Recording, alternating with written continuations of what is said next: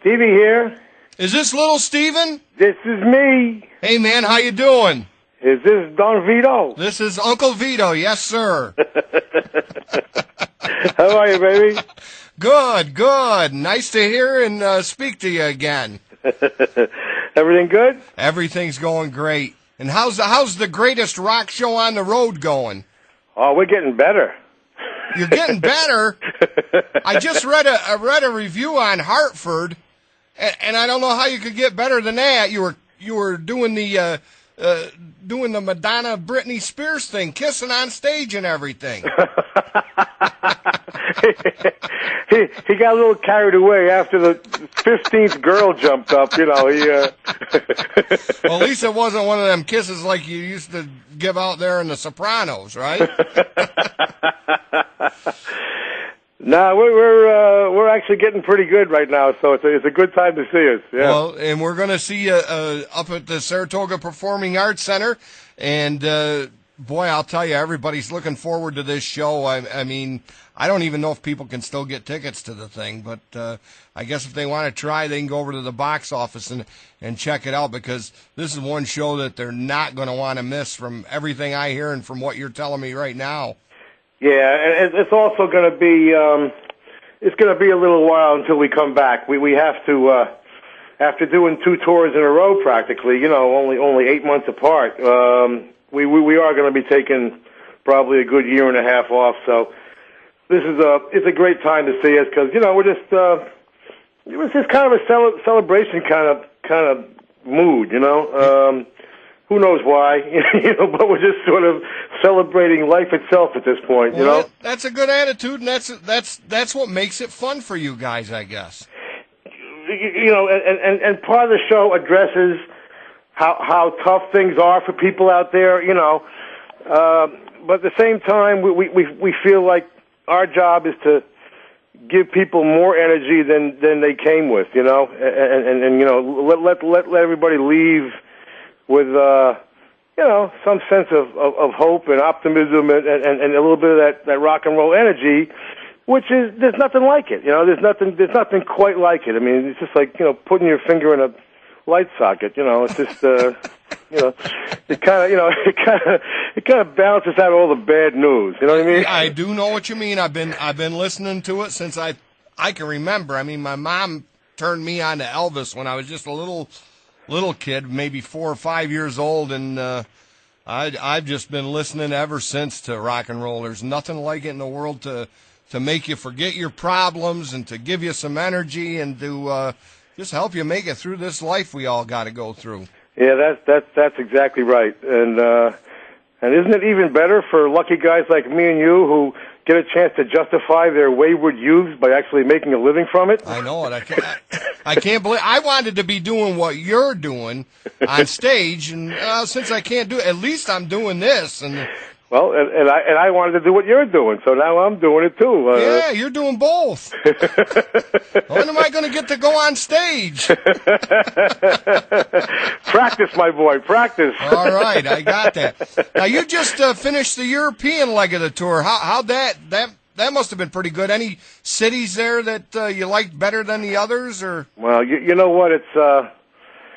It's amazing, really. Europe is so much fun. You know, every few days you're in a different country and a different culture, and you know, you really feel like you're representing. You know, it's another level of sort of.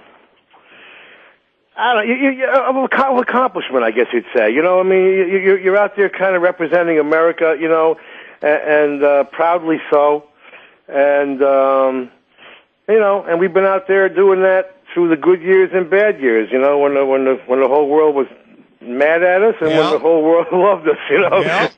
So you know, we go out there and we do our thing and you know, and it's just, you know, no matter how good or bad, you know, whatever the news is that day, whoever's president or whatever, you know, you got 50,000 people standing up cheering, and you know, it feels like, you know, you're accomplishing a little bit something extra. You're a goodwill ambassador. Yeah, there is an element of that, you know, and you know, I mean, nothing we intended or you know or planned on, but that's just how it works out. You know, you just, you know, once you leave America, you become American. You know what I mean? Like, whether you like it or not. Yeah, you know, myself and you know, over here, somebody say, hey, what are you? I'm Italian. Right. But you go over there and, hey, what are you? I'm an American. That's exactly right. There's no, hyphenated Americans. There's no, like, lawyer, doctor, DJ, Republican, Democrat. Doesn't matter. You're all American, you know? And, so, you know, that's always fun to actually go over there and the audiences are a little bit different in Europe. They really come to participate. I mean, we have the greatest audience in the world in America, of course. But Americans, you know, we're a little different. We come to kind of sometimes participate and sometimes observe, you know, when it comes to a show. Over there, they strictly come to participate. So they would never come to a show without having bought the album. They sing every single word of every obscure song, you know. And it's an extra sort of, you know, feeling of a connection because you know that English is not their first language, so it must take extra effort on their part to be that participatory in the show, you know. So it's you know, it's fun. It's an extra level of fun. Excellent. Now listen, I hear you guys been playing some of the albums straight through. Is that something we might get a taste of up at SPAC that night? You know, I don't know. We haven't been doing it regularly. I have heard rumors about this. Nothing's been discussed actually. So I don't think so. Not in this show, but I think there might be some things planned for some kind of, I don't know if it's a special or, you know, some kind of TV thing, or I'm not sure what it is, to tell you the truth. I think I read that the same place you did. I mean, I don't know. I haven't heard anything official about that. You're waiting for somebody to tell, hey, tonight we're going to play Born to Run straight through. Yeah, I don't know. I'm not sure if we're going to do it or when we're going to do it, but probably not at this show. No, we got plenty to do as it is. You know, well, you do it's really become a. Sorry. That's all right. I don't want to cut you off either. You do the request thing. Yeah, it's really been a fun part of the show that evolved. I think it started last tour, and now it's we kind of stuck it in the middle of the show, which is really kind of fun. It divides the show into really two shows because the requests feel like encores in a way. But we literally take requests. At first, it was obscure Bruce songs, and then it went to like any kind of song. You know, we'll do just anything, and sometimes songs we've never played together at all. And so nice. It really is fun. You know, it really emphasizes the fun aspect of the show and the looseness. You know, I've known Bruce all my life, and you know, I've never seen him so loose and so into it, and just so. Having so much fun, you know. I mean, he's in the audience half the show now. Well, that's great. You know, I mean, I've never seen him. You know, he's just. It's just. You know, it's a really fun. Like I say, it's a nice balance, but we certainly, you know, as much as we address the serious issues going on today, we do, you know.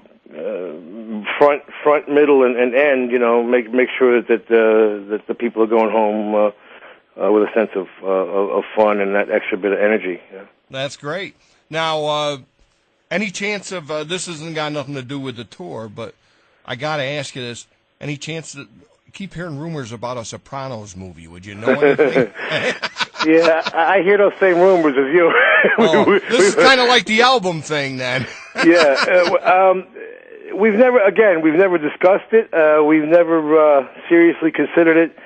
All I know is, you know, Silvio's still breathing, and that's all that matters. Okay, so in case they do decide to do something, Silvio will be there. That's good. That's good. Because it wouldn't be the Sopranos without him. I think David Chase, who created the Sopranos, has got to do a few things in between before he'd even consider that, and I know he's writing a new movie right now.